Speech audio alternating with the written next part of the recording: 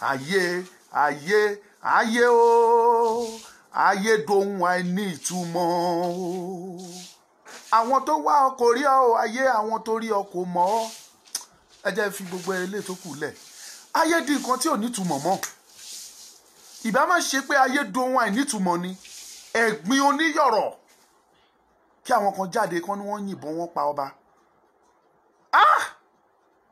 Àbùkù ẹ̀sín ẹ̀gbin oníyọ̀rọ̀ sáwa ilẹ̀ Yorùbá. Yorùbá ló léwé, àwa la légbò, àwa la láṣà, àwa la ní gbogbo nǹkan téèyàn fi ń jẹ́ tán ti ń pè ní èèyàn. Mo máa ń tẹnumọ́ ní gbogbo ìgbà pé mo máa ń gbóṣùbà fáwọn kábíyèsí wa ni. Kò sí gbogbo ọba ilẹ̀ Yorùbá tí mi ò ní ìbọ̀wọ̀ fún, torí pé kí ni, mo gbàgbọ́ pé àwọn ni gbákejì òrìṣà. Ṣùgbọ́n níbi tí ó ti yẹ ká sòótọ́, ibi tó ti yẹ ká ṣòdodo, tabakọ̀ tá ṣòdodo, ẹ kàn discover pé àwọn bàbá wa kàn di èèyàn yẹpẹrẹ. Àwọn náà wá di ordinary. Wọ́n máa ń fi ìdọ̀bálẹ̀ ń kí ọba ni. Ṣùgbọ́n láyé ìsìn ẹ̀rí tán máa nọwọ́ sọ́ba. Ìwọ gan àkọ́kọ́ nọwọ́ sọ́ba pé kó shake. Owó ló ń jẹ́ bẹ́ẹ̀. Gbogbo ẹ̀yin tí ẹ̀ ń join wa, mo fi àsìkò yìí kí gbogbo yín pápátá. Ayọ̀délé Oòduà, mo kí yín. Alájà Ìdáyàt Mùráínà Fọlárìn, mo kí yín. Ẹ káàbọ̀. Adéyẹmí Olúwafẹ́mi, ẹ káàbọ̀ sáàrin wa. Ẹ jẹ́ kí kọ́mẹ̀ntì yín kó máa wọ bẹ̀kẹ́dẹ̀ bẹ̀rẹ̀ sí ní bá wa share. Ẹ share, ẹ lọ kẹ́ share, ẹ jẹ́ kó lọ. Because ibi tí ọ̀rọ̀ dé dúró báyìí, Yorùbá gbọ́dọ̀ fúnra. Tó bá mú àwọn ọba wa, tó mú wọn balẹ̀, ẹ mọ̀ pé àbùkù yẹn gbogbo wa ló ń talé. Gbogbo wa ló ń ta sí. Torí pé kò sí irú ẹ̀ ò ṣẹlẹ̀ rí nígbà táwa jẹ́ ọmọdé, táwa ń gbọ́njú, táwa ń gbọ́ nínú ìtàn. Àtìgbà tó ń ti bí wa, àtìgbà tó ń bí wa gan, ìtàn táwa ń gbọ́, ọ̀wọ̀ ó máa ń wà lára ọba. Kò sí irú ìbọn náà, kò sí àṣàsí tó bá ṣe sọ́ba tó máa ran ọba, kò sí ìbọn tó lè yìn sí ọba tó máa ran ọba, kò sí èpè tó lè ṣẹ́ sọ́ba tó máa ran ọba, kò sí nǹkan náà. Ṣùgbọ́n nígbà tá a ti fi ojú ọ̀nà tó yẹ ká tọ̀, tá a ti fi gbogbo ẹ̀ lẹ̀, èrè ẹ̀ òun la ti ń rí. Èrè ẹ̀ là ń rí. Ọlátúnjí Unique, mo kí yín, ẹ káàbọ̀. Unique. Ok, ẹ ṣe gan. Ètò ń lọ, a wà ní Ọmọlúkà Great TV, ibẹ̀ la ti ń ṣe program. Ohio Adéròmú, gbogbo ìgbàlẹ̀ máa ń dúró tì wá, ojú òní ti yẹn, ṣe mo kí yẹn káàbọ̀. Ọjọ́ Sunday nìkan la máa ń ṣètò níbí, ìyẹn ní Yorùbá United Island chapter. Ọjọ́ Sunday nìkan la máa ń ṣètò ńbẹ̀, but látọjọ́ Monday wọ Saturday a máa wà ní Ọmọlúkà Great TV, ìyẹn page ti wá gangan, ibẹ̀ la ti máa ń ṣètò, but every Sunday a máa wà níbí. David Adéṣeyẹ, mo kí yẹn káàbọ̀. Ọ̀rọ̀ yìí ń bà mí lọ́kàn jẹ́ nígbà tí mo gbọ́ agogo yẹn kran tó lù kókókó tó ní wọ́n pa ọba. Àwa ò gbọ́ pọ́n pa ọba rí. Ọba máa ń wàjà ni, tàbí kó ba fúnra ẹ̀ sígbà. Tí ọba bá jẹ, gbogbo nǹkan tó ń pè ní ètùtù nínú ìpẹ̀bí náà máa ṣe fún ọba. Ìyẹn la fi ń pè wọ́n ní igbákejì òrìṣà. Kí ló wá ṣẹlẹ̀ ẹ̀yin èèyàn mi? Kí ló dé táwọn ọba wa wá di ẹni yẹ̀yẹ́?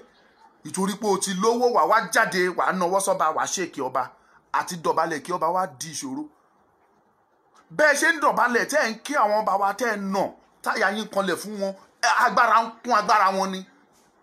Tẹ́ ẹ̀ bá mọ̀ ẹ lọ mọ̀ lẹ́ni.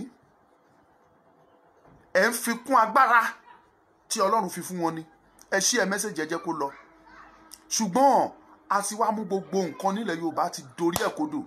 Ẹ rí pásítọ̀, Ifá yàn pé kó wá ṣe ọba torí pé ó jẹ́ pásítọ̀. Á lóun ò lè ṣe gbogbo nǹkan ṣẹ̀ṣẹ̀ o, òun ò lè ṣe léyìí o, òun ò lè ṣe tọ̀hún o. Pásítọ̀ tó dẹ̀ jẹ́ yẹn gan, o ò sin Ọlọ́run gẹ́gẹ́ bí Bíbélì ṣe sọ fún ẹ pé kò sin Ọlọ́run. You are not worshiping God according to the Bible. You are not doing the will of God. You are only a man of God by mouth, not with your attitude, with your character. A mú ìṣẹ̀ṣe àti ẹ̀sìn, a fẹ́ máa mix ẹ̀ papọ̀, a fẹ́ máa dojú ẹ̀ papọ̀, a fẹ́ mọ àmọ́ ìyàtọ̀ tó wà nínú méjèèjì. Ẹ jẹ́ ká láròjinlẹ̀ àwọn ọmọ Yorùbá, ibo ni àṣà wa rè? Irú àbùkù wo ló ta lé wa yìí? Tẹ́ ẹ bá dẹ̀ mọ̀, Yorùbá ní kẹ̀rẹ̀kẹ̀rẹ̀ ni mú ẹlẹ́dẹ̀ ń wọgbà. kẹ̀rẹ̀kẹ̀rẹ̀ ní mú ẹlẹ́dẹ̀ ń wọgbà. Díẹ̀ eré lẹ máa pé àwàdà lẹ pé wọ́n á bẹ̀rẹ̀ sí ní gbé àwọn ọba jàǹkànjàǹkàn nílẹ̀ Yorùbá, wọ́n á máa gbé wọn, wọ́n á dẹ̀ máa pa wọ́n, kò sí tẹ́ máa ṣẹlẹ̀. ṣé báwa ń pariwo à ń kéde pé ẹ̀yin kábíyèsí wa ẹ dìde, ọ̀ràn ti wọlé, ẹ sọ̀rọ̀ ẹ dáhùn. Ara àwọn bàtà ránṣẹ́ sí pé a fẹ́ wá rí wọn tí wọ́n kọ̀ tí wọ́n fárígádọ̀ lásán ní àwọn ò fẹ́ sọ̀rọ̀ lórí ọ̀rọ̀ Yorùbá. Kí ló ń bà yín lẹ́rù ẹ̀yin kábíyèsí? Èrè ẹ̀ lẹ́tí rí yẹn o. Kán mú ọba kán dẹ̀ mú bọ́lẹ̀ ṣáún bẹ́ẹ̀. Tán bá fi èèyàn jẹ ọba, ọjọ́ tí Ifá bá ti mú tó ti di ọba tó ti gbé wọ ìpẹ̀bí lọ, ọjọ́ yẹn gbogbo ètùtù tó ń pè ní ètùtù tó ń ṣe nínú ìpẹ̀bí yẹn kì í ṣe pé kó jẹ ẹbọ tàbí kó jẹ nǹkan kan, òun kọ́ náà ṣe níbẹ̀. Ètùtù tó ń ṣe fún àwọn ọba táwa gbàgbọ́ nínú ẹ̀, àti ayẹta o, gbẹ́kúdè ní o, ìfúnra o, ọwọ́ o, gbogbo ẹ̀ ló ṣe papọ̀ tó téèyàn fi ń jẹ́ ọba ní ilẹ̀ Yorùbá táwa mọ̀. Láyé tẹ́lẹ̀tẹ́lẹ̀ tọ́ba bá ń bọ̀ bí eléyìí, àyà á máa já ni, ẹ̀rù á máa bà ẹ́, wà á máa gbọ̀n. Tọ́ba bá ń bọ̀ ọwọ́ ní ẹ̀rù ni. Ṣùgbọ́n láyé ìsìn kò tiẹ̀ sí irú ẹ̀ mọ́. Báwo jẹ́ pé àwọn ọba wa gan wọn fira yín sí àyè ọ̀wọ̀ tọ́lọ́run fi yín sí. Wọ́n ní ọba igbákejì òrìṣà. Igbákejì òrìṣà ó mì pé àwọn gan fúnra wọn òrìṣà ni wọ́n. Òrìṣà kúnlẹ̀bọ ló yẹ kán jẹ́. Ẹ bá wa share mẹ́sẹ̀gì. Kí ló dé táwa mú gbogbo ẹ̀ táwa dojú ẹ̀rọ? Amadu Jelili, God will bless you. Ẹ káàbọ̀ sáàrin wa. Kọ́láwọlé Ezekiel, mo kí yín, ẹ káàbọ̀, kò ní bàjẹ́ fún yín. Ẹ jẹ́ ká ní àròjinlẹ̀ lásìkò yìí. Àwa ń sọ fún yín pé sísítẹ̀mù tá a wà yìí kò lè pé wa, ó ti bà gbogbo nǹkan wa jẹ́, ó ti dojú gbogbo nǹkan wa rú. Ṣùgbọ́n ẹnu wa ń rùn, ẹni ká get out. There was a certain time lóòdó ṣe tí kan náà tí wọ́n gbé odindi regent, wọ́n gbé lọ odidi ọ̀sẹ̀ kan àbọ̀sẹ̀ méjì wọn ò rí regent mú. 2 weeks lẹ́yìn gbogbo atótónu, gbogbo wàhálà, gbogbo ètùtù, gbogbo wọ́n ṣẹ̀ wá tú ọba regent, wọ́n ṣẹ̀ túlẹ̀. Nígbà tó bá gbé regent, kí ló dé tán ní gbé ọba? ṣe bóun ni ẹ rí bẹ́yẹn? Àpẹẹrẹ ẹ̀ lẹ rí láàrin ọ̀sẹ̀ tá a wà báyìí. Kí ló dé Yorùbá? Ibo la ń bá gbogbo ọ̀rọ̀ tó wà lẹ́bọ̀ la ń bá lọ. Ṣó nígbà tó bá pa wá tán kára wa tó kí iye wa tó sọjí ni. It's a great shame to all Yorubas, both Yoruba leaders, religious leaders, all of them. It should be a great shame to all of us. Ipe wọ́n wọlé wọ́n ní ọ̀nà wọ́n dẹ̀ pa ọba wa just like that. Ọba aládé, first class ọba. It's a shame, it's a pity. Sí àwa Yorùbá. Prince Adekola, I thank you. Ẹ ṣé. Ó jẹ́ nǹkan tìjú, nǹkan tó bani ní ọkàn jẹ́ lọ́pọ̀lọpọ̀. Mo ń sọ, mo ń tún sọ. Kò sí ọjọ́ tí a bá fi agídí sọ pé àti àwa. Mo wà nínú ìpàdé kan ní àná, wọ́n sọ nínú ìpàdé wọn ní Yorùbá ló jẹ́ kí Nàìjíríà sì dúró. Àwa Yorùbá la sì ń hòdì Nàìjíríà papọ̀. But nísìnyí àwa wá sọ fún yín pé dé dúró táwa dẹ̀ dúró pé kí Nàìjíríà máa pín kó máa pín yẹn, ìyà ló fi jẹ wá. As I have been saying this quite long, we are Yoruba people, we are 54 years backward. Àti bẹ̀rẹ̀ sí ní padà sẹ́yìn láti 1966 nígbà tí wọ́n ti terminate the unitary system. Going to introduce or terminate, I don't know which is it. 1966 ní Nàìjíríà ní Yorùbá ti bẹ̀rẹ̀ sí ní padà sẹ́yìn. Kí la wá ń sọ? Wọ́n láwa la hold Nàìjíríà tí ò jẹ́ kí Nàìjíríà pín. Àwa yẹn gangan ni ìyà dẹ̀ ń jẹ jù.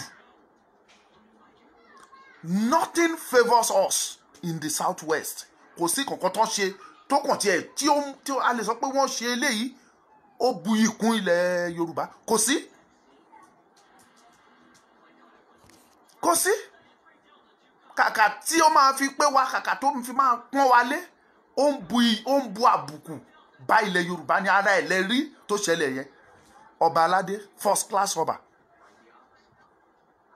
Ó lọ just like that. Star Good, you are welcome. Madegbuyi, mo kí yín, ẹ káàbọ̀.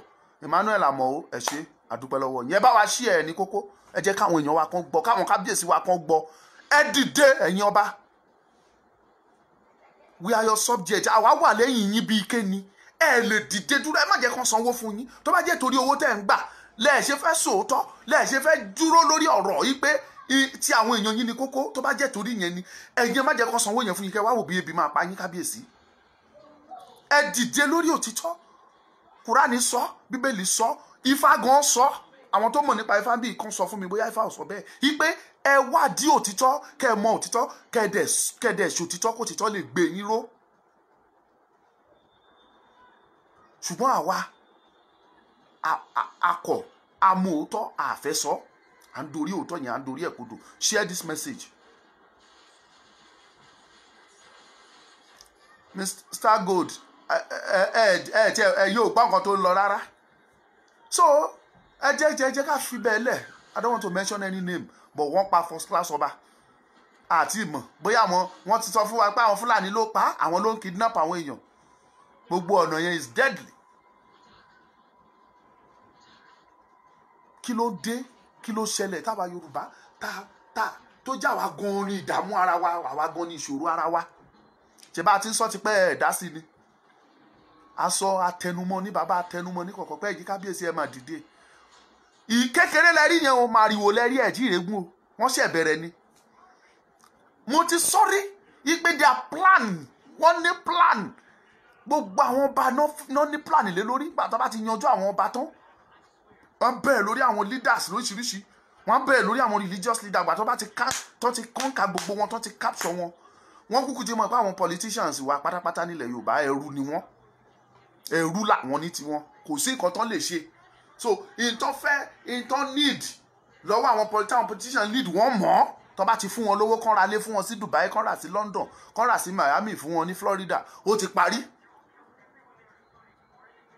So wọ́n ti ta gbogbo ilẹ̀ Yorùbá. Àwọn wọ̀nyẹn wọ́n ti capture wọn already. They are already captured slaves ni wọ́n already. Modern day slaves, senior boy slave làwọn political leaders wa pátápátá, because of the position they are holding, because of what they are eating right now. They will never say the truth. Tó bá tiẹ̀ ń pa ìyàwó wọn, tó ń pa ọmọ wọn lójú wọn ò ní sọ̀rọ̀. The same day or maybe ọjọ́ kan sí, not to kidnap ìyàwó chief of staff mọ́lẹ̀, wọ́n tún gbé lọ in the same state. So tí eléyìí ò bá fún yín ní enough signal, wọ́n kì ọmọ bàbá Fáṣọ̀wọ̀n tí Afẹ́nifẹ́re leader, wọ́n kì mọ́lẹ̀, wọ́n pa just like that. Àwọn tọ́nà mú tọ́nà wà behind ẹ̀ tán pa. Tẹ́ ẹ bá mọ̀, tẹ́ ẹ bá believe wọ́n lá báwo la tiẹ̀ ṣe fẹ́ mọ̀ bóyá àwọn ló pa lóòótọ́? Báwo la ṣe fẹ́ mọ̀?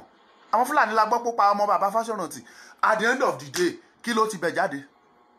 Tíyẹn ò bá show signal fún yín, eléyìí tó tún wá ṣẹlẹ̀ báyìí kò tí ì tó signal láti jẹ́ kẹ́ mọ̀ pé those people they mean evil, they represent evil.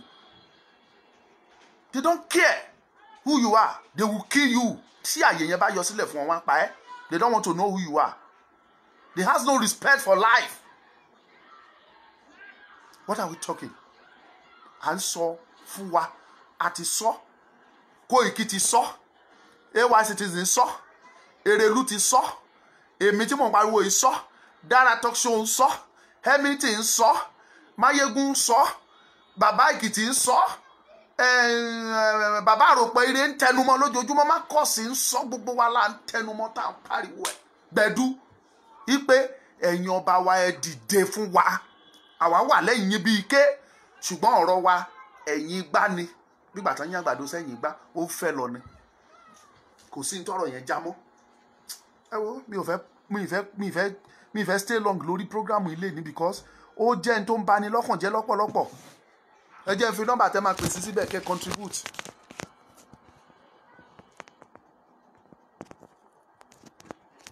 Mo ti sọ ká ní àròjinlẹ̀, kẹ́yìn kábíyèsí wa kẹ́ ẹ dìde. Tó bá jẹ́ torí owó tí wọ́n ń san fún yín gẹ́gẹ́ bí sálárì, èmi ò rí kankan tó ṣe kókó nínú ẹ̀, because nọ́mbà tí mo pín yẹn ni kẹ́ pè sí ní kíákíá 07046092484. ẹ pè sí kẹ́ contribute, kẹ́ jẹ́ ká round up mi ò tí mo tó ń gbé mi nínú tí bá ní kí n máa sọ̀rọ̀ bó ṣe ń dùn mí, bó ṣe ń ta mí lára kí n máa fi sọ̀rọ̀. ká má lọ sọ nǹkan tí ò yẹ ká sọ. Wọ́n mú ọba, wọ́n pa just like that. Ọba aláyé first class. Ó jẹ́ nǹkan tó bani lọ́kàn jẹ́ lọ́pọ̀lọpọ̀.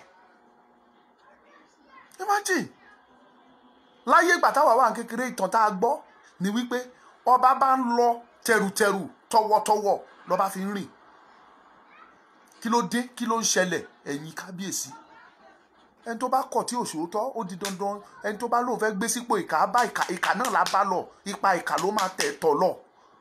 Nígbà táwa ń sọ fún yín pé ẹ dìde, tó bá ṣe ọmọ ọlọ́mọ ni wọ́n pa bẹ́ẹ̀ yẹn náà, kò sẹ́ni tá gbọ́ sí. And that is how it will end. Bó ṣe máa lọ nìyẹn. Bó ṣe máa lọ nìyẹn. And nothing will happen.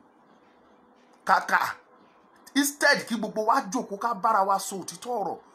Mo ń sọ mọ̀ tó sọ ẹ̀yin kábíyèsí wa gan lẹ́ni iṣẹ́ yìí jù. Ṣùgbọ́n ẹ̀yin yẹn gangan ni iṣẹ́ yẹn ò ká lára. Wọ́n ti ń bá bọ̀ díẹ̀díẹ̀ o. Wọ́n ti ń bá bọ̀ díẹ̀díẹ̀ wẹ́rẹ́wẹ́rẹ́. Ẹ share message náà, kí ló ṣẹlẹ̀? Ẹ bá mi share message, ẹ lọ bẹ̀rẹ̀ watch party kẹ́ jẹ́ kí message kó lọ náà. Kí ló dé? Ẹ bá wa pè sórí nọ́mbà yìí, bó ti jẹ́ èèyàn 2 3 ẹ pè wọlé. Kẹ́ jẹ́ ká bẹ̀rẹ̀ ètò. Tẹ́ bá pè sí WhatsApp tí ò bá lọ, ẹ pè direct, má pick ẹ. Ẹ jẹ́ ká lọ ṣé rí mo jókòó, mo ń sọ fún wa pé tẹ́ bá lérò yìí pé Nàìjíríà pé ìkan ṣoṣo ni wá, kì í ṣe kan. Mo ṣeṣẹ́ débi wípé mo lọ wo dictionary mi. Mo lọ jókòó, mo ní what is a nation? Mo wo dictionary mi, mo rí according to Oxford Learners Advanced Dictionary wọn. Oxford Advanced Learners Dictionary, mo lọ wo the meaning, the definition of a nation. It means a group of people with same language, same culture, same tradition, and same ideas. But I am asking you this question. Ẹ̀yin tẹ́ ẹ̀ ń gbọ́ mi lọ́wọ́lọ́wọ́ tẹ́ ẹ̀ sì ń pariwo wọn Nàìjíríà. Ṣé culture wa àti tàwọn Fúlàní ṣó dọ́gba?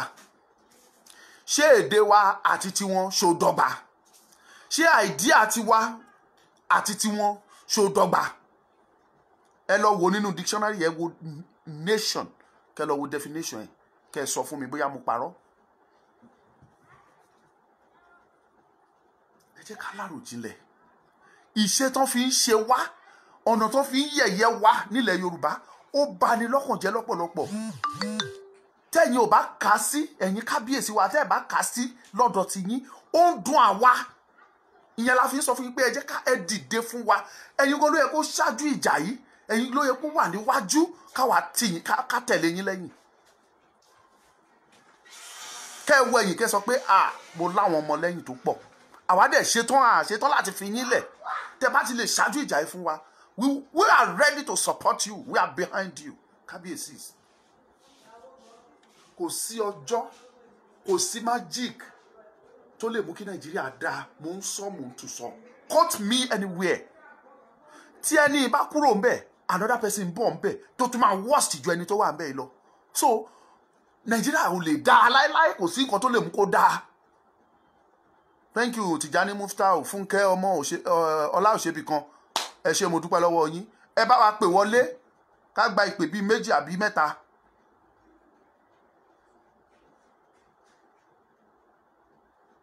Àti tan data yẹn sílẹ̀, ẹ pè wọlé 1 or 2 calls. It's okay. We'll pick it and we'll continue on our. So, tá a bá ní tanra wa jẹ, àbùkù yìí gbogbo Yorùbá ló talé, gbogbo wa ló kàn. Ẹ lọ kọ̀rọ̀ mi sílẹ̀. Ṣebí ọba ni wọ́n ti lẹ́tì rí tí wọ́n yìnbọn pa sí kékeré nìyẹn. Wọ́n ń bọ̀ lórí àwọn religious leader wa. Láìpẹ́ ẹ̀rí pé wọ́n á fàbọ̀ lé yín lórí. Because they have a plan.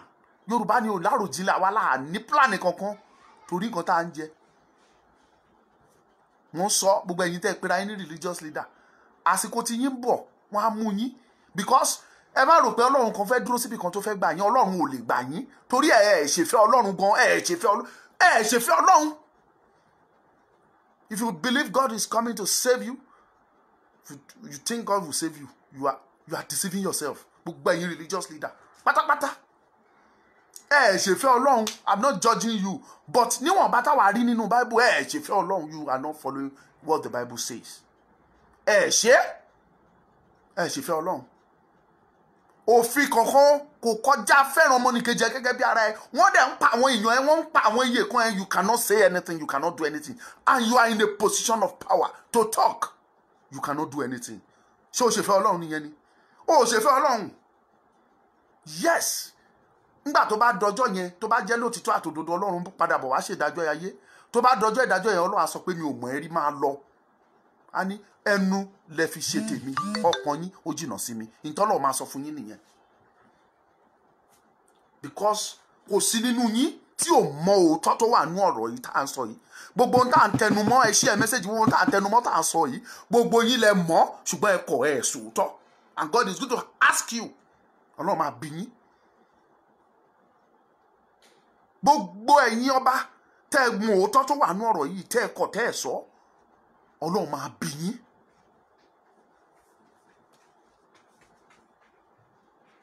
Ìbàjẹ́ èèyàn wọ́n ní kò dáṣẹ́ Ọlọ́run dúró. That is it. Tó bá jẹ́ lóòótọ́ àtòdodo ẹ̀ ń ṣèfẹ́ Ọlọ́run, Ọlọ́run mọ̀nà tá a fi save yín.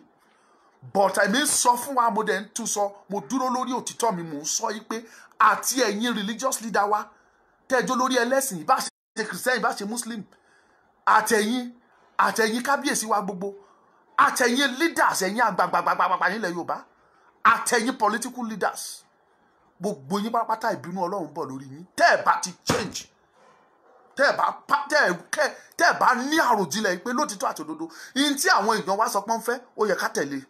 Ìbínú Ọlọ́run bọ̀ lórí yín. I can assure you. I don't bloody care. Ẹni tó bá fẹ́ kú á kú, ẹni tó fẹ́ kú á kú. Àwọn ará bí jókòó, wọ́n plan, wọ́n strategize bó ṣe fẹ́ capture ilẹ̀ Yorùbá. Àwọn tó yẹ kán mú balẹ̀, wọ́n ti kọ gbogbo wọn sílẹ̀, tán ti mọ bó ṣe fẹ́ rìnrìn wọn. Ẹ̀yin jókòó ẹ̀ ń wòran níbẹ̀, ẹ̀ ń jẹ, ẹ̀ ń mu, ẹ̀ ń ṣe party, ẹ̀ ń ṣe yùn, ẹ̀ ń bá yùn. Continue. Continue.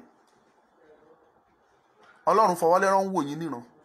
Àkókò ìyàwó ń bọ̀ tí ò síbi tí ẹnikẹ́ni yín fẹ́ sá lọ. Mọ́mì mi Caroline alọ́, mo dúpẹ́ lọ́wọ́ yín o. Ẹ ṣé, ẹ kú àdúró tì mí. Ẹ kú kó má bàjẹ́, Oòduà á gbè yín. Mo ń sọ, mo ń tún sọ, eléyìí tẹ̀yìn rí wẹ́rẹ́ pé wọ́n pa ọba yẹn. Àbùkù ní lọ́dọ̀ tiwa, but kékeré lẹ rí. Tẹ́ ẹ bá dìde kẹ́ ẹ múra, kékeré lẹ tí rí yẹn. Eléyìí tó ju pípa ń bọ̀ o, nítorí lè fi ọba ṣe tó máa jẹ́ ẹ̀sìn fún gbogbo ènìyàn ń bọ̀. You will see it.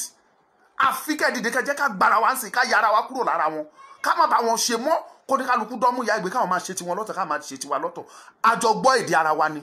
Èdè tó bá fẹ́ sọ mo gbọ́. Tó bá Ìjẹ̀bú bá sọ̀rọ̀ mo gbèdè ẹ̀.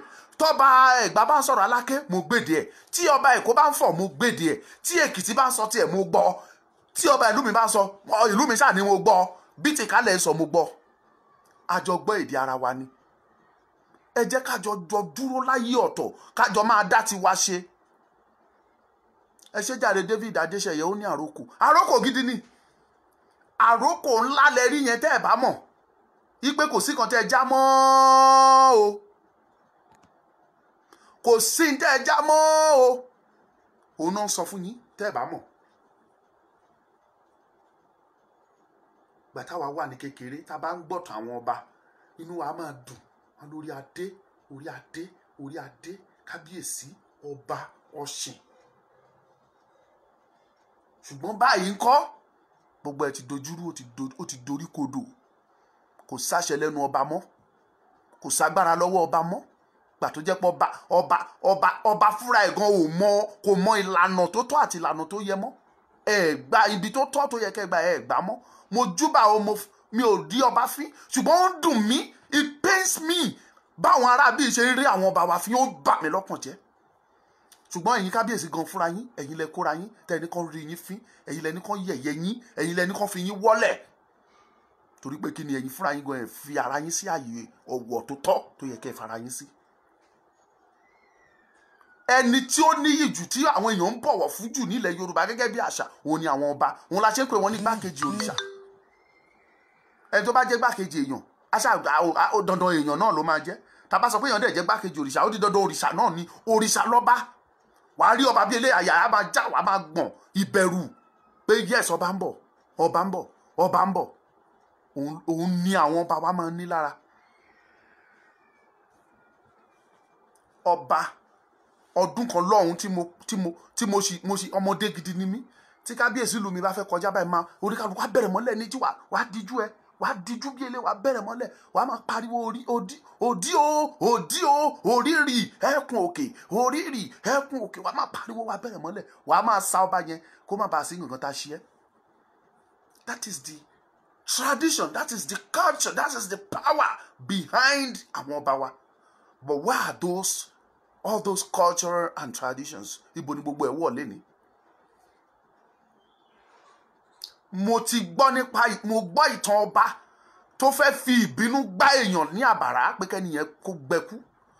Ìbínú yẹn tẹ́nìkan sọ kábíyèsí ẹ̀rọ ọba yẹn dẹ̀ fi kanra yẹn ó sá jáde ó gba igi tó gbá lábà igi tó ń pè ní igi òṣè ńlá ó gba igi yẹn ní àbàrá yẹn torí kò gbọdọ̀ àbàrá yẹn ò gbọdọ̀ ọwọ́ yẹn kò gbọdọ̀ padà wálé mọ́ ó gba igi yẹn gbẹ ní instantly igi yẹn gbẹ lórí ìdúró. Ẹ̀yin tẹ́ mọ̀ igi tó ń pè ní tẹ́ bá mọ̀ igi òṣè yẹn wọ́n ń pè ní baobab tree baobab ẹ mọ̀ bó ṣe máa ń tóbi tó wọ́n máa ń sọra wọ́n máa ń fẹ̀ gidi. Ọba yẹn gba igi òṣè yẹn ó gbà ní àbàrá kí ló ṣẹlẹ̀ sí igi yẹn gbẹ láti orí títí dé gbòǹgbò ẹ̀ ó gbẹ instantly. Agbára tó wà lára ọba ni. Níbo ni gbogbo agbára yẹn wà ń sìn bó ló wọlé sí. Ẹ jẹ́ ká ní àròjinlẹ̀. Ẹ̀yin kábíyèsí àròkò lẹ́rí yìí o mo ń sọ fún yín àròkò lẹ́rí yẹn ṣe bẹ́ẹ̀ ẹ ti ń kó security kiri ilé tán kábíyèsí tó lọ sí tán yìnbọn pa sí àti security àti gbogbo àwọn ọ̀dà ṣé kò sí security ibi tán ti yìnbọn ni. That is to tell you pé your security is useless. Tẹ́ ẹ̀ bá padà ní àròjinlẹ̀ kẹ́ jẹ́ ká dúró ká dá dúró láyé ara wa gẹ́gẹ́ bí orílẹ̀-èdè Yorùbá tó jẹ́ wípé a máa ní ìbọ̀wọ̀ fún ẹ̀mí ọmọnìkejì wa a máa ní ìbọ̀wọ̀ fún àwọn orí adé wa a máa ní ìbọ̀wọ̀ fún gbogbo ìṣẹ̀ṣe. I'm not telling you to worship deities, to worship òrìṣà or to do anything against your will. I am a Christian, but I believe in tradition and our culture. I don't joke with it. Ẹ jẹ́ ká ronú o. Ẹ jẹ́ ká ronú o, ẹ jẹ́ ká ní àròjinlẹ̀ dáadáa. Tá a bá ti ṣe gbogbo eléyìí tó wà yìí, ẹ kí ló ń ṣẹlẹ̀ ẹ pè wá. Ẹ pè. Ẹni tó bá fẹ́ pè tí ò dẹ̀ ráyè pè bóyá nẹ́tíwọ̀kì ni ò jẹ́ kó wọlé, ẹ kọ́mẹ̀ntì síbí, màá pè yín. Ẹ kàn fi kọ́mẹ̀ntì síbẹ̀ pé I've been trying to call. I will ask for your number and I will call you direct. Bóyá ó máa lọ. Wálé Adénúgà, I appreciate you. Ọlọ́run pọ́n yín lé. Gbogbo ìgbàlẹ̀ máa wá wo program wa kò ní bàjẹ́ fún yín. Màmá mi á lọ. I don't know what to say. But Ọlọ́run àtúbọ̀ máa gbọ́wọ́ yín sókè. Ẹ ṣé. So, àwọn kábíyèsí wa àrókò náà pa sí yín o. Wọ́n ránṣẹ́ sí yín ni pé ẹ máa múra à ń bọ̀ wá máa mú yín ní kọ̀ọ̀kan. And the planet. That is their plan. Mo ti sọ àbí mo ṣe sọ ní lọ́wọ́ àwọn previous video mi. Mo ti sọ dà sínú ẹ̀. Gbogbo yín wọ́n lérí yín gbogbo àwọn wíìsù tó ń jà tafita. Bàbá wa Ààrẹ Gani Adams wọ́n tẹ̀ tún jáde wọ́n tún jà fitafita pé àfi tí Yorùbá bá lọ àfi tá a bá dá dúró ẹ̀yin kan tó wá pinnu ẹlẹ́fẹ́ mú ààrẹ fẹ́ pàdánù kò sí nǹkan tẹ́ fẹ́ fààrẹ ṣe kò sí tẹ́ fẹ́ fi ṣe Ààrẹ Ọ̀nà Kakanfò ilẹ̀ Yorùbá kọjá ọmọ àgbékọ́rùn roko kò sí tẹ́ fẹ́ fi ṣe. I am not here to praise Ààrẹ Ọ̀nà Kakanfò or to praise Gani Adams. He is a father to me. At the same time he is a figure, he is an icon in Yoruba land. I don't joke. Anybody tó bá fẹ́ wá máa insult wa nílẹ̀ Yorùbá ìṣẹ̀dálẹ̀ Yorùbá máa fi ọ̀run ó máa fi ṣèkẹ́ ẹ̀ ni a fi ikú pa untimely. Ẹ̀ ń lépa àwọn kábíyèsí ẹ fẹ́ yanjú wọn ẹ̀ ń lépa Ààrẹ Ọ̀nà Kakanfò ẹ fẹ́ pa ìrọ̀lẹ́ pa ààrẹ ti kọjá ọmọ àgbékọ́rùn roko fún yín kò sí ní tẹ́ fẹ́ ṣe fún Ààrẹ Ọ̀nà Kakanfò ilẹ̀ Yorùbá is an icon. Is a figure. for all Yoruba race, not just for himself or fún ìlú nìkan. No, kì í ṣe fún ìlú kan, fún orílẹ̀-èdè Yorùbá ni. He's our chief of army staff. Tẹ́ bá mọ̀ kẹ́ mọ̀ lẹ́ni in Yoruba land. Kò sí ní tẹ́ fẹ́ ṣe fún. Èmi ò dẹ̀ sí níbi tí mo ti bá wọn bú àgbà tàbí bú ọba tàbí bú anybody. But I will tell you the truth. You are not doing what is right. Ṣe tó, ṣe dáa tó. Ṣé ó dìgbà tó bá pa wá tán, tó bá wí, mo ń sọ fún yín dájọ́, àwọn people yìí tẹ́ bá believe pé wọn ò fẹ́ kẹ́ ẹ lọ, ẹ ń tọra yín jẹ ní sẹ́ẹ̀. Tẹ́ sọ fún yín pé àwọn Fúlàní, àwọn Haúsá o, wọn ò fẹ́ kí Nàìjíríà pín o, ẹ ń tan ara yín jẹ ni. Ta ló sọ fún yín pé wọn ò fẹ́ ká pín? They have a plan. They want to gbogbo nǹkan, gbogbo every resources tán bá ṣáà tó wà available kan lò sọ́dọ̀ wọn kan fi túnbẹ̀ ṣe.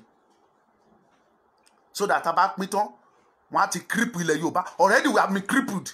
We don't have anything again in Yoruba land. Wọ́n ti cripple wa. Gbogbo airport yìí wọ́n ti fi yá owó tẹ́ bá mọ̀ ẹ lọ́mọ lẹ́ni. Owó tó dẹ̀ fi yá wọn ò ná wọn náírà ẹ̀ fún yín ní South West níbí. Wọ́n ti fi seaport wa, wọ́n ti fi yáwó. Wọ́n ti fi airport wa, wọ́n ti fi yáwó. Wọ́n ti fi many things that belong to us in Yoruba land, wọ́n ti fi yáwó. Even our gold in Ilesha, àwọn China ló ń wá. Yes, the gold ta ní sí Ilesha ń bẹ̀ yẹn, China ló ń wá.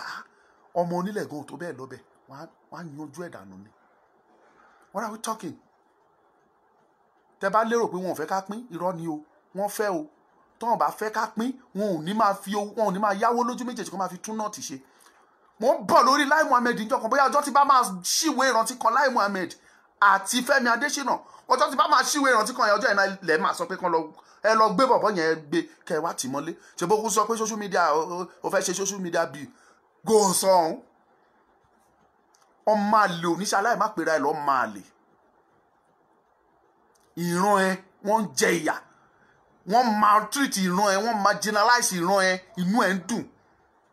Gbogbo owó tí ẹjọ́ ń sẹ́yìn tí wọ́n ń yá, mélòó náà wá lò sílẹ̀ Yorùbá nínú ẹ̀? Mr. Lai Muhammed, I'm asking you this question. Tó bá rí fídíò ìwò, pàṣẹ kan lọ gbé mi wá. Mélòó ni wọ́n lò sílẹ̀ Yorùbá nínú ẹ̀? Ẹ ń build the rail line, ẹ fẹ́ build ẹ lọ sí Niger. Ẹ ń build the pipeline, ẹ fẹ́ build ẹ lọ Niger. You are doing everything in favour of the northerners. So ẹ wá fi gbogbo ọ̀dọ̀ wa sílẹ̀. You want to cripple all the southerners. Ẹ fẹ́ cripple gbogbo system wa, gbogbo ọrọ̀ ajé wa, ẹ fẹ́ cripple gbogbo ẹ̀. That is why, and that's the reason you block all the borders. Tẹ́ fi close gbogbo border wa pátápátá, tẹ́ dẹ̀ ṣí border sílẹ̀ ní north. Àbẹ́ ẹ̀ mọ̀ sí ni Mr. Lai Muhammed. Ẹ mọ̀ sí pé border ṣí sílẹ̀ ní north, ẹ dẹ̀ ti South West ń bí. You want to cripple all the economies, everything about the Southwest, so that Tabati law in the next 50 years will not be able to do anything. Ìrọ̀lẹ́ pa abẹ́rẹ́ alọ́kọ́ náà kùn tó di. Ẹ̀yin tẹ́ ẹ̀ bá ní bá wa wọ ilẹ̀ Oòduà tuntun lẹ́ẹ̀ ní bá wa wọ̀. Ẹ̀yin tẹ́ ẹ̀ ní bá wa wọ lẹ́ẹ̀ ní wọ̀. Àwa á wọ̀, á gbà, and nothing will happen. Ẹni bá fẹ́ wọ̀ ni kó wọ̀, ẹni tí ò bá ní wọ̀ kó kú dànù kó máa bá tiẹ̀ lọ. Or kó lọ máa ṣe kó change nationality ẹ̀ kó change ẹ̀ sí Àríwá or Biafra bó bá ṣe fẹ́ sí. You are free. A ti ń tẹnumọ́ ti pẹ́ pé àwọn ará bíi ní pláàni ẹni rọ́lá pa ẹlẹ́dùn wárùn ẹni ká gbẹnu sọ̀hún. Ẹ ti ń rí èrè ẹ o. Ọba aládé ni wọ́n yìnbọn pa wẹ́rẹ́ yẹn o. First class ọba. Ṣé ti rí bẹ́ẹ̀ yẹn? A sọ fún yín ni. Àbẹ́fẹ́ sọ pé ẹ mọ̀. Tó bá jẹ́ èèyàn lásán, ẹ̀yin mọ̀ yé common people tí ò hold any title tí wọ́n ti pàdánù ni. A person like me that has no title, tí ò ní anything, tí wọn ò tí ẹ mọ̀, a sons of nobody, daughters of nobody, tí wọ́n dẹ̀ mú balẹ̀ tí wọ́n pa, ẹ̀yin mọ̀ ni. Tí ò dẹ̀ sí ní tó ṣẹlẹ̀. So I am telling you this. Tẹ́ ẹ bá dìde, this is the right time fún gbogbo ìyẹn lọ́balọ́ba nílẹ̀ Yorùbá. Kẹ́ jí gìrì, kẹ́ sọ pé enough is enough. Wọ́n ń bọ̀ o, wọ́n ṣe bẹ̀rẹ̀ ni o. Ẹ pè wá direct sórí line tá a fi síbẹ̀ 07046092484. n tẹ́ máa bá wa pè sí nìyẹn. Ẹ pè bó ti ẹ̀ jẹ́ kọ̀ọ̀kan tàbí méjì ni ẹ pè wọlé. You can call direct. Ẹ̀yin tẹ́ sí Nàìjíríà ẹ kàn fi code wá sí +234 kẹ́dẹ̀ tẹ nọ́mbà yẹn kẹ́ pè. Either direct or indirect, I will pick it here. Ká kàn gba ìpè kan tàbí méjì ká dẹ̀ round up. À ń sọ ó dàbí pé ẹnu wa ń rùn ó ti ń délẹ̀ o. Maybe the same day or a day before, wọ́n pa pastor kan lẹ́kìtì o, popular pastor, wọ́n yanjú ẹ̀. Yes. Ọjọ́ kejì sí wọ́n gbé chief of staff, ìyàwó chief of staff wọ́n gbé lọ. Àtẹ̀dùpẹ́ pé wọ́n ti tú ẹnìyẹn sílẹ̀ ńsìn, wọ́n ti rówó gbé lọ. Wọ́n ti gbówó lọ, wọ́n ti tú lẹ̀. Kò sí nǹkan tẹ́ fẹ́ fà wá ṣe. Kò sí. Ìgbọràn sàn ju ẹbọ. I am saying this because of your own good, for your own good and for my own good. Ẹbí mi ni ẹ́, ẹbí mi ni ẹ́, ẹbí ẹ̀dẹ̀ ni mí, ẹ̀jẹ̀ kan jọ ni wá, èdè kan la jọ ń sọ. As far as we are all Yorùbás, ibì kan ni gbogbo wa ti ṣẹ̀ wá. Ìran kan ni gbogbo wa. So, tí búburú kan bá ṣẹlẹ̀ sí yín, ó ṣẹlẹ̀ sí mi. Either direct or indirect. Ìyẹn la ṣe ń tẹnumọ́ fún wa pé ẹ jẹ́ ká dá dúró, ẹ jẹ́ kó ní kálukú máa dá tiẹ̀ ṣe. Ẹ má pariwo restructuring. Restructuring cannot solve the problem we are facing. Restructuring will not stop them from coming to our land. We want a sovereign nation, total secession that will allow us to have our own military, our own police, our own immigration, our own road safety, our own prison service, everything, our own money, our own national team. As Yoruba, as a nation, ká máa ní lọ́tọ̀ tí ò ní sí pé papọ̀ mọ́ tàwọn aráabí. Gbogbo nǹkan náà fi jẹ yín níyà. Ẹ lọ wo national team football team wa Super Eagles. Agbára káká lẹ fi lè rí Yorùbá méjì àbí mẹ́ta ń bẹ. Agbára káká ni. Torí kí dẹ̀ ni. They believe pé gbogbo ọ̀nà ní Yorùbá dá.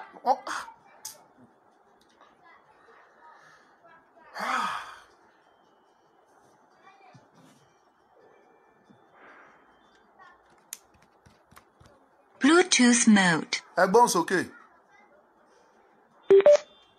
Káàrọ̀lẹ́. Ẹ ṣé gan. Now,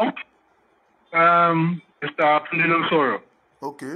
Ṣé rí ní ọ̀dọ̀ tèmi, èmi ò fẹ́ kí a jubilate púpọ̀ pé orí ló mú àwọn ọba yẹn.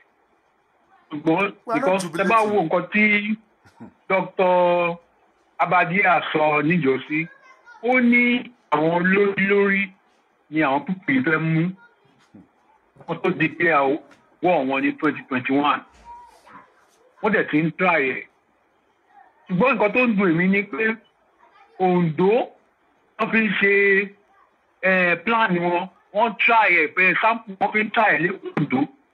Ẹ bá wo nǹkan tó ti ṣẹlẹ̀ látijọ́ Ondo náà ti bẹ̀rẹ̀ látòrí Fáláyè, sórí ọmọ bàbá Fásirọ̀sí, sórí ọba Tọ́pa, sórí ibù àwọn dókítà láàmú mẹ́jẹta. Gbogbo ẹ̀ Ondo ni. Àwa tá a wà lóńdó àgbọ̀dọ̀ sùn. Because tí wọ́n bá fi ń ṣe nǹkan tó ń mú jẹ tàdé ń wò ta ni àṣìbáwọn leader àwọn ṣe mú. Àwa tá a wá ń fọ́ lóhùn kọ́ wọn kó wà lẹ́jọ́ kan tó yẹ ká jí. Mo tẹ̀mí rí pé mo rí láàárín ẹ̀ nìyẹn. Ẹ ṣé sà. Wọ́n lóńdó ní gbogbo ẹ̀ ti ń ṣẹlẹ̀. Ẹ dà aṣojú gbogbo wa. Láìpẹ́ láìjìnà ẹ bọ̀rẹ̀ sí ní ẹ máa gbúrò ẹ máa gbọ́ṣẹ́. Àwa mọ̀ bóyá Ondo tó kan Ondo state kò kanlẹ̀ Yorùbá tó kù mọ́. Àmọ́ àrùn ojú ni. Àti wípé dáàdi wa tó sọ̀rọ̀ wọ́n ní ká àwọn ò fẹ́ ká jubilate lórí nǹkan tó ṣẹlẹ̀. Nobody is àfi olórí burúkú èèyàn lá jubilate pé wọ́n pa ẹnìkan. Mo ń sọ dídùn. Ẹ má pè sórí fóònù eléyìí, ẹ pè mí sí láìnì tí mo fi síta yẹn. Fóònù tí mo fi ṣe program ẹ lè pè sí. Ẹ pè sí second one.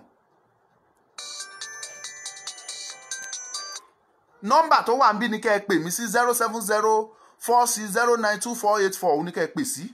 Ẹ fi kóòdù wá sí kẹ́ ẹ fi pè. Ìbá ṣe WhatsApp, ìbá ṣe direct, ẹ bá pè má gbé. So, jubilate bóyá wọ́n pa ọba kan tàbí wọn ò pa ọba tàbí wọ́n gbẹ́ nìkan tàbí wọ́n gbẹ́ nìkan. Àwa ń fi bó ṣe dùn wá lọ́kàn là ń sọ jáde because kò yẹ kó rí bẹ́ẹ̀. A dẹ̀ ti sọ ti pẹ́ nípa àwọn ará bíi ní pílánì ṣùgbọ́n táwọn ò dá sí òun làwa ń tẹnu mọ́ táwa ń sọ. Ẹ má fi kú yọ ẹnikẹ́ni, kò sẹ́ni tí ò ní kú. Gbogbo aládágbádá ẹ ọjọ́ tó ní kálukú máa wọ tiẹ̀ sọ́rùn la mọ̀. Ṣùgbọ́n a ti ń tẹnu mọ́ ti pẹ́ pé ikú rèé ó ti súnmọ́ etí ilé ṣùgbọ́n àwọn tó yẹ kó dìde kan sọ̀rọ̀ kan jà fún wa they are not ready to talk, they are not ready to do anything. And this is the result. Wọ́n gbé Fáláyé pọ́ngàn wọ́n tì í. Wọ́n gbé Fáláyé wọ́n gbé lọ. Ó dẹ̀ kejì tán máa táàkì oko bàbá Fáláyé bẹ́yẹn. Àkọ́kọ́ wọ́n gbé bàbá yẹn lọ dídí ọjọ́ 5 wọ́n rìlíìsì ẹ̀. Wọ́n pa lára àwọn òṣìṣẹ́ wọn wọ́n jó oko ẹ̀. Wọ́n tún ti wọbẹ̀ lẹ́nu ọjọ́ mélòó kan báyìí tó tún kó àwọn staff lọ níbẹ̀. Mélòó la fẹ́ máa sọ. A whole presidential candidate, a whole secretary to the Federation of Nigeria. Call 07046092484 oníkẹ́ pè sí nọ́mbà tẹ́ ń pè sí yìí ni mo fi ń ṣe program mi lè kọ́ ti program kí n máa receive call yín. It's not kò wá speakable now. So ẹ̀bẹ̀ ni mo ń bẹ̀ gbogbo ẹ̀yin ọba aládé nílẹ̀ Yorùbá, ẹ̀yin ọba ní Ondo State, ẹ dìde tẹ́yin bá gbéra ká wo nǹkan táwọn ọba tó kù fẹ́ ṣe, ẹ dìde ẹ pariwo pé àkókò ti tó. Àwọn kan tí ẹ wá mẹ́sẹ̀jì mi pé ṣe bí a ní àwọn Àmọ̀tẹ́kùn ṣe bá nígbà èmi láti bẹ̀ mú sọ pé Àmọ̀tẹ́kùn ò ní kankan ṣe pẹ̀lú ọ̀rọ̀ tó wà nílẹ̀. There is no power with Àmọ̀tẹ́kùn. Power tí wọ́n ní, power tí Àmọ̀tẹ́kùn ní ó wà lọ́dọ̀ governor. So it is governor that controls the Àmọ̀tẹ́kùns. So all the power belongs to the governor. Kò sí agbára lọ́wọ́ Àmọ̀tẹ́kùn, wọn ò níbọn wọn ò lẹ́ni tí wọn kò sí nǹkan tán lè ṣe. So you are talking of pé bóyá kí ni iṣẹ́ àwọn Àmọ̀tẹ́kùn, kí ni Àmọ̀tẹ́kùn fẹ́ ṣe, kí ni training tí wọ́n jẹ, ìmùlẹ̀ wo náà mu, ìbúra wo náà bú kan tó sọ pé okay àwọn fẹ́ máa defend ilẹ̀ Yorùbá. Ẹ má jẹ́ ká tanra wa jẹ jọ, ẹ má jẹ́ ká tanra wa jẹ, kò sí Àmọ̀tẹ́kùn kan bì kan. No Àmọ̀tẹ́kùn anywhere. Ẹ bá wa pè wọlé 07046092484. À ń sọ̀rọ̀ lórí ọba tí wọ́n pa láìpẹ́ pé àbùkù ló jẹ́, kí ló ṣẹlẹ̀ tírú ẹ̀ fi gbọ́dọ̀ wáyé, ibo ni àwọn ọba wa ibo náà fi ìṣẹ̀ṣe sí, ibo náà fagbára sí, kí ló dé? Kò yẹ kí wọ́n rí ọba aládé mú wẹ́rẹ́ bẹ́ẹ̀ yẹn, kò yẹ kírú ẹ̀ ṣẹlẹ̀. Ara àwọn ọba tó jẹ́ pé tásídẹ̀ntì bá ṣẹlẹ̀ Bransby eléyìí gan ẹ wá ọba yẹn ti nínú mọ́tò àti dénú ilé ẹ̀. Yes, ó ń wáyé. Tàbí kọ́ bá máa kúrò níbì kan tí búburú bá máa ṣẹlẹ̀ á ti gbọ́ ṣewéré nǹkan yẹn á ti dún ní díẹ̀ tá a fi fúnra pé ewu wà lóde òun ò ní gbabi tó ń fẹ́ gbà yẹn. Ẹ̀gbọ́n ní gbogbo ẹ̀ wá wọlé sí káti ẹ̀ mú yẹn kúrò. Kí ló dé tó fi jẹ́ pé àwọn ará bíi ló fẹ́ máa pa àwọn leaders tiwa? Àwa dẹ̀ ń tẹnumọ́ fún yín pé ẹ dìde, ṣé wọ́n ti ń pa mẹ̀kúnnù tẹ́ ẹ̀ sọ̀rọ̀, wọ́n wá bẹ̀rẹ̀ lórí ẹ̀yin kábíyèsí ẹ̀yin leaders nísìnyí. Bóyá ká yín lára sí bóyá ẹ dìde òun yẹn là ń sọ̀rọ̀ lé lórí.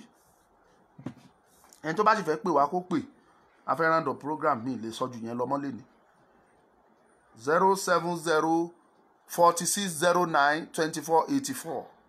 Ẹ pè kẹjẹ ká gbé. Good.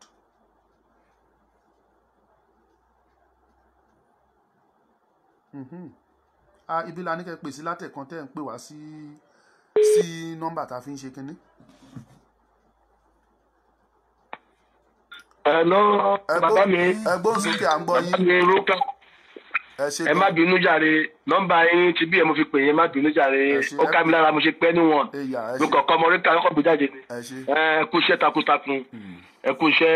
Mo fẹ́ kí gbogbo àwọn tó ń gbètò náà tó máa ń ṣí àgbo ètò náà.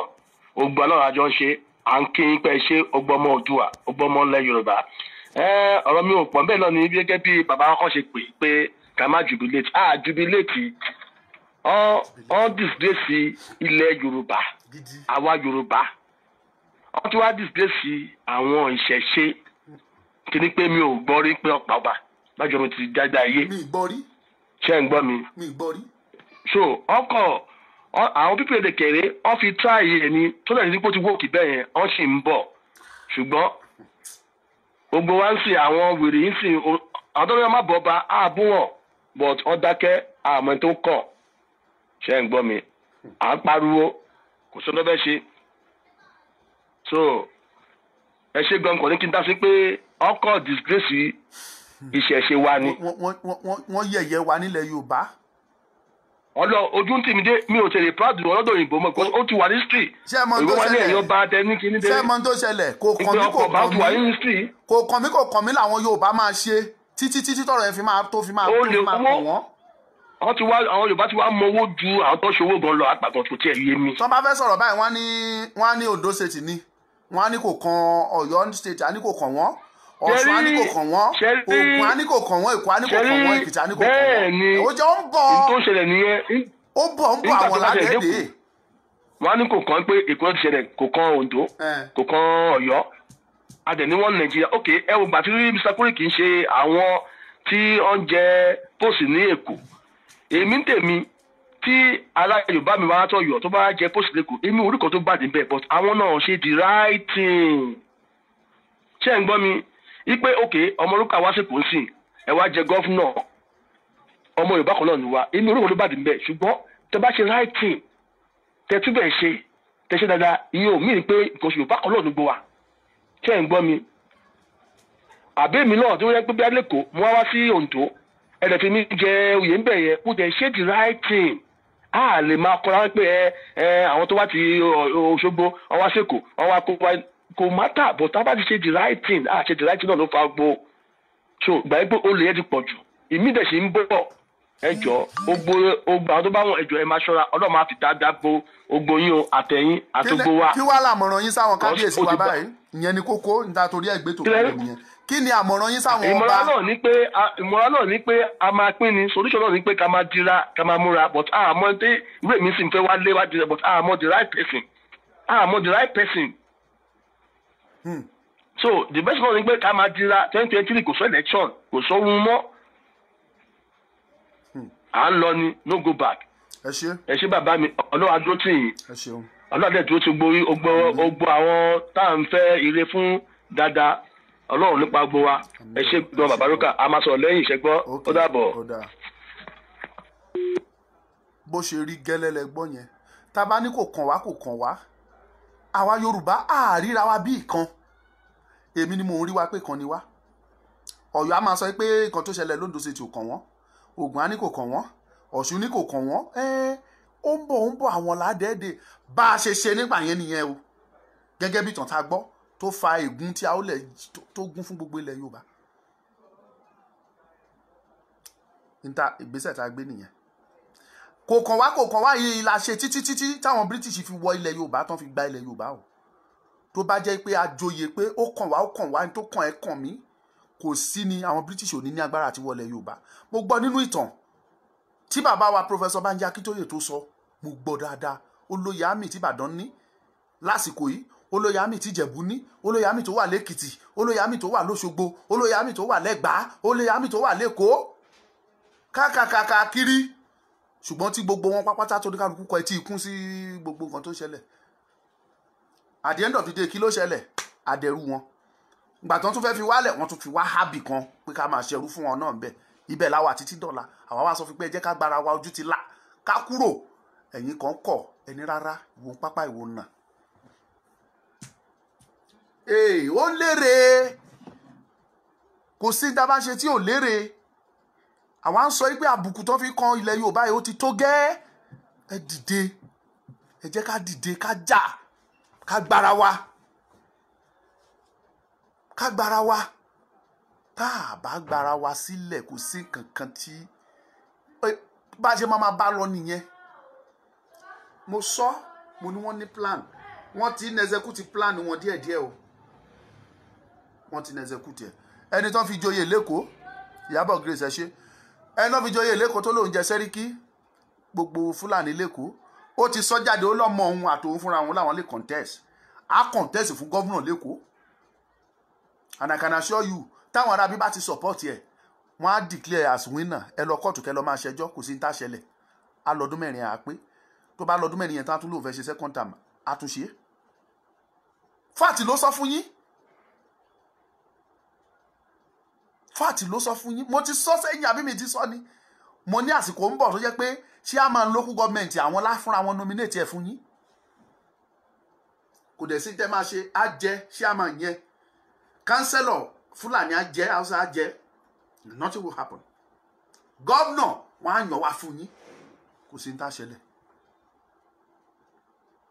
kò sí kankan tó máa ṣẹlẹ̀ fat lẹ́gbọ́n yẹn ẹni bá létí kó gbọ́ àwa ń bẹ̀ yín ẹ̀yin kábíyèsí ẹ̀yin gan lẹ́ ní ìjà yìí ẹ̀yin ló yẹ kẹ́ ẹ dìde ká tì yín lẹ́yìn ṣùgbọ́n ẹ̀yin yẹn lẹ fọwọ́ lẹ́rán ẹ̀ wá sọ fún wa pé ẹ̀ ń ṣiṣẹ́ lábẹ́ iṣẹ́ wo lẹ ń ṣe lábẹ́ tá a mọ̀ àwa ò rí sáyìn iṣẹ́ kankan tẹ́ ẹ̀ ń ṣe o ó dẹ̀ ń ba ọkàn tiwa jẹ́ ó ń bà wá lọ́kàn jẹ́ lọ́pọ̀lọpọ̀ torí ẹni ọ̀wọ̀ ni ọba igbákejì òrìṣà làwọn ọba wa ẹni tó yẹ ká rí kẹrù ba ọmọ anybody ni ṣùgbọ́n gbogbo ẹ ti dorí kodò ó bà wá lọ́kàn jẹ́ lọ́pọ̀lọpọ̀ kò mú inú wa dùn ẹ̀yin kábíyèsí wa ẹ dìde àwa á tì yín lẹ́yìn à ní kẹ́ ẹ lọ ṣáájú ogun ẹ̀yin kọ́ lẹ máa ṣáájú ogun tiwa ni pé káwa kàn rí pé lótìtọ́ àtòdodo ẹ̀ ń tì wá lẹ́yìn káwa kàn rí pé ẹ̀ máa tì wá lẹ́yìn o hello. mo tún padà wá lẹ́ẹ̀kan. ok. ṣe rí àwọn ọba wa wọn fi ìṣẹ̀ṣe ṣe mọ́ nígbà tí wọ́n máa fi wọ́n jẹ ọba wọ́n máa wọ̀ pẹ̀bí gbogbo wọn kò sí tó ṣe ètùtù tó tọ́ àti tó yẹ tí wọ́n bá nílẹ̀ ayé ìgbà yẹn wọ́n máa ń ta ẹ̀jẹ̀ síwájú kọjá lórí ẹ̀ ni ó dẹ̀ ní iye tó máa fi dúró sínú ọ̀hún mi ìfẹ́ dárúkọ ṣe rí ní èní ó dàbí kí wọ́n máa lo báíbù fún sẹ́yìn ni ó láwọn adé kan tó yẹ pé àwọn bá mi ò lè dé láyé wọ́n ti wá ṣe rẹ́píkà ẹ̀ òun ló ń dé káàkiri gbòòrò adé yẹn wà níbi tó gbé sí wọn ò lè gbé sórí tó bá gbé sórí pátápẹ́rù pásọdá sọ̀rọ̀ ni gbogbo wọn yẹn wọ́n fi bò wá lójú òun ló ń ṣẹlẹ̀ yìí náà tí ìbọn fi ń wọ ara ìjọba because bàbá Adésànyà Abraham Adésànyà sọgbà ẹ̀ ó ní ọmọ Yorùbá tí ìbọn bá pa àbí tí àdá pa tó kọ́gé tó wọ ara ẹ̀ ó ń ṣe ọmọ Yorùbá gidi ó ti pẹ́ tí bàbá yẹn ti sọ kátó aṣọ pé odidi ọba wa ìbọn wọlé sí lára ìkan tìjú ni pọ́ọ̀pù kò gbó síbẹ̀ o ṣe rí lóńdó ìpapọ̀ àwọn ọba wa ẹni wọn ò kò ó kè é sì ẹ wo wọ́n ti pa ọba olú fún ọ̀fẹ́ orí fún kí ni communicate kí lẹ gbọ́ pé gbogbo ọba Oǹdó sọ kò sí ibi tó ti pa yẹn ó yẹ kí Ṣàngó wọlé síbẹ̀ pé ẹni tó bá fẹ́ kọjá bẹ́ẹ̀ kó máa mí pé nǹkan kan ṣẹlẹ̀ ń bì kò sí wọ́n dákẹ́ ni wóó ọdẹ mú jẹ bẹ́ẹ̀ tó ikọ̀ tí mo fi sọ pé kọ́kọ́ ń náwó nínú ọ̀rọ̀ kú bàbá yìí ni so many theory mo fi pápọ̀ mo rò pé ìkọ̀kọ̀ ń ṣẹlẹ̀ ọ̀tí tó máa wà díẹ̀ báwo ni di orí ọba tí mo mọ̀ pọ̀ pa ní Oǹdó yẹn tó kọ́kọ́ bẹ̀rẹ̀ o ní Ìyẹ́dẹ̀kẹ̀rẹ̀ ìlú ló pa wọ́n ti léyìí kidnapper àwọn yìnbọn fún kò yẹ kó rí bẹ́ẹ̀ rárá ọba Oǹdó pátápátá kò sẹ́ni tó tiẹ̀ pé ibo báwo lè ṣẹlẹ̀ kọ́ jókòó kọ́ máa fídíò kọ́ máa sọ̀rọ̀ pé báyìí ló máa ṣẹlẹ̀ lẹ́sẹ̀kẹsẹ̀ àgbọ̀n kan ikọ́ gbogbo wọn náà wọ́n fi ti ṣẹ̀ṣẹ̀ ṣe àwọn ọba tó ti sọ táìsì ọba fẹ́ pé ojoojúmọ́ orí Facebook láàárín wọn tó sọ ọmọ sí rí ṣẹ̀ṣẹ̀ nìyẹn kò sí ọkọ mọ́ nǹkan tó yẹ kó máa bọ́ lójúmọ́ wọn ọ̀bọ́ mọ́ wọn débi ẹ̀ oríṣiríṣi wa ń ṣẹlẹ̀ wọ́n máa gbé kí pásítọ̀ máa gbàdúrà fún fasting and prayer àwọn ọ̀rẹ́ ìsìn lọ fasting and prayer wọn ò ní sùn mọ́jú ṣáà bàbá wọn ṣe bẹ́ẹ̀ ọ̀nà ìṣẹ́rí ọ̀rọ̀ wa ó pọ̀ àwa ni ká múra gidi àwa tá wà lọ́ndà àwa ni ká múra gidi ẹ ṣé mo dúpẹ́. ẹ ṣé gan. Yes sir. bó ṣe rí gẹ́lẹ́ lẹ gbọ́ lẹ́nu àwọn bọ́dà wa yẹn ẹ̀yin kábíyèsí wa afẹ́ràndọ̀kù bẹ́ẹ̀ yẹn ok another call ẹgbẹ́ òsókè à ń gbọ́ yín o. hello. à ń gbọ́ yín sà. ṣe rí mo kọ́kọ́ kí ẹ kú ètò. ẹ ṣe gan bólẹ̀ tí ń bá wa sọ̀rọ̀. ọlọ́wà tún fi àti Island ni mo ti ń bá yín sọ̀rọ̀. ok ẹgbọ́n sókè. mo ti gbóhùn sókè báyìí o. ṣe rí àwọn ọba wa. bẹ́ẹ̀ni sà. àwọn oúnjẹkújẹ ni wọ́n oníjẹkújẹ olè ni wọ́n bẹ́ẹ̀ ṣe pé wọ́n ní ẹni ọ̀wọ̀ yẹn ẹni ọ̀wọ̀ náà ni wọ́n ṣùgbọ́n ìtún ó jẹ kò jẹ́ kí wọ́n gbọ́n nígbà tí ayé wà tí Yorùbá àwọn ọba wa àtijọ́ mélòó lẹ rí ní patí tó ń jó ọ̀sántò àbí kí ni wọ́n ti ń ṣe wọ́n ṣe pé gbogbo wọn báyìí dèjọ́ tí ẹ bá ti mọ̀ pé ẹ lè jọba tó bá yẹ pé ọba onítọ̀ntìrín ni ẹ gbà.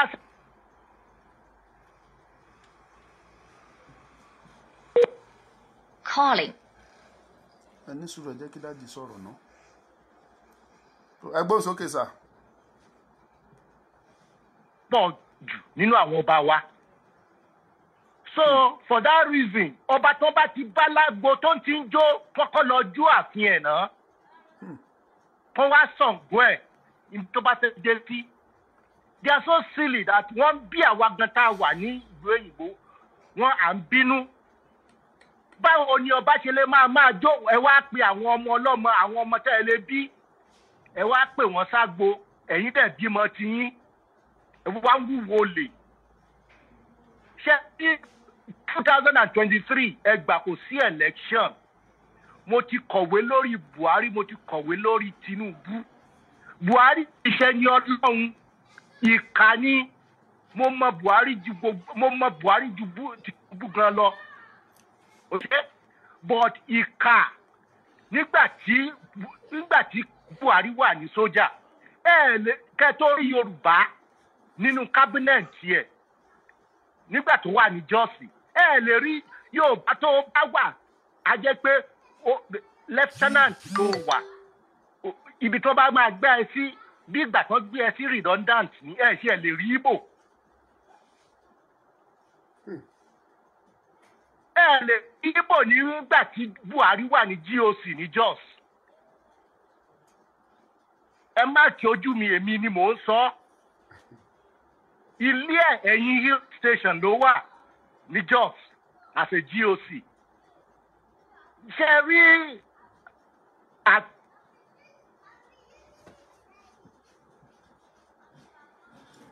calling. ẹ jẹ́ ní sùúrù ó kù ṣẹ́jú. Bàbá ẹ bá wa ṣe ní kọ́mọ́kọ́mọ́. ẹ bá wa ṣe ní kọ́mọ́kọ́mọ́. àti kí Ọlọ́run kó gbà wá lọ́wọ́ àwọn pípù yìí. Ṣé rí wọ́n tún ti sign deal pẹ̀lú Niger wípé kán máa pépo wálé kán máa pépo ọ Nàìjíríà ṣé báwo ni Niger ṣe rí níbo ni Niger ti ní epo Nàìjíríà ọgbọ́n torí wọ́n ti kó àwọn èèyàn wọlé tí wọ́n fẹ́ jagun ẹgbà ẹ̀kọ́lẹ̀ lónìí wọ́n ti kó àwọn ọmọ Niger wọlé tí wọ́n fẹ́ ja ogun 2023 so kí Yorùbá yà tètè múra yẹn lẹ̀. Oògùn tá a bá fẹ́ ṣàṣì káyà tètè sá wọ́n ti kó àwọn ọmọ ogun wọlé.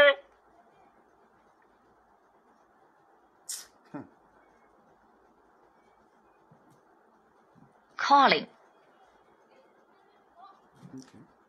Calling.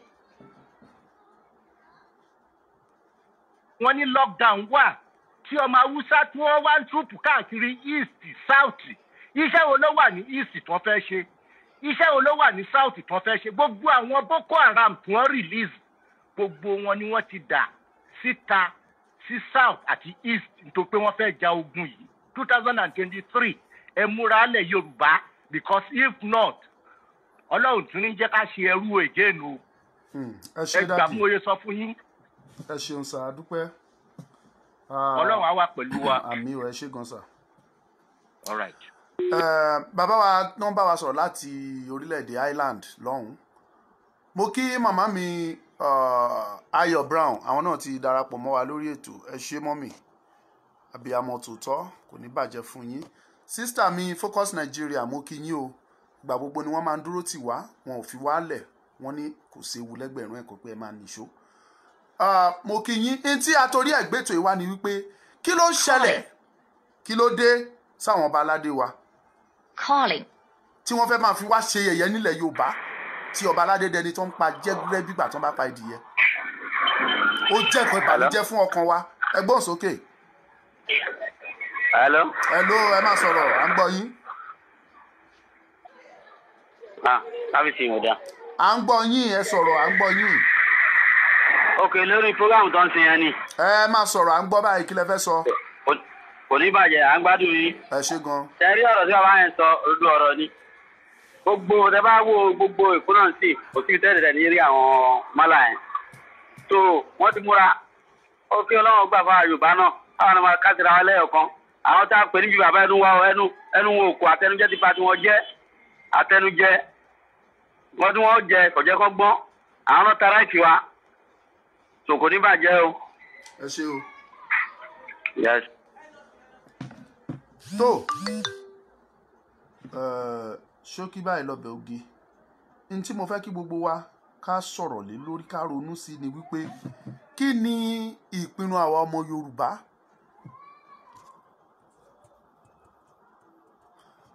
that is what I've been asking my sister Focus Nigeria. Ṣé kò sí òrìṣà mọ́ nílẹ̀ Yorùbá ni? Ìbéèrè tèmi gan béèrè nìyẹn. Tá a bá sọ pé àwọn ọba wa jẹ́ igbákejì òrìṣà, sísítà mi Afẹ́fẹ́ Ìṣayọ̀, mo kí yín o, ẹ kú ọjọ́ mẹ́ta o, ẹ ṣé ẹ kú iṣẹ́ ìlú. Tí ọba bá ń jáde ó máa ń jáde tẹrùtẹrù tọ̀wọ̀tọ̀wọ̀ tìbẹ̀rù ni. Kò sí ìbọn tó yẹ kó ran ọba, kò sí àsàsí tó yẹ kó ran ọba, kò sí àdá tó yẹ kó ṣába kó wọlé, kò sí nǹkan tó yẹ kó fi ṣe ọba kó ṣe. Ṣùgbọ́n ọ̀rọ̀ yẹn ó kù díẹ̀ torí pé kí ni a ti gbé àṣà wa àti gbé òun àti ẹ̀sìn àti fi dùn ra. Jẹ́ ká gba ìpè kan sí ká round up. Ẹ ṣé o, ẹ gbóhùn sókè. Hello. Ẹ gbóhùn sókè. Hello. À ń gbọ́ yín, ẹ máa sọ̀rọ̀ yín. Ẹ kú iṣẹ́ o. Ẹ ṣé gan mà. Pẹ̀lẹ́ o. Ẹ ṣeun. Nǹkan tó ń ṣẹlẹ̀ sí àwọn ọba ni pé ọ̀pọ̀ wọn ò mọ Ọlọ́run mọ́ ni.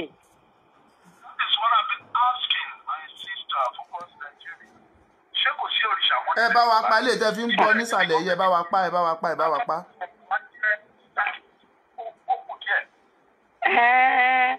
Ó wà kò ń ṣe pé kò sí ṣùgbọ́n ọ̀pọ̀ ti kùnà ni.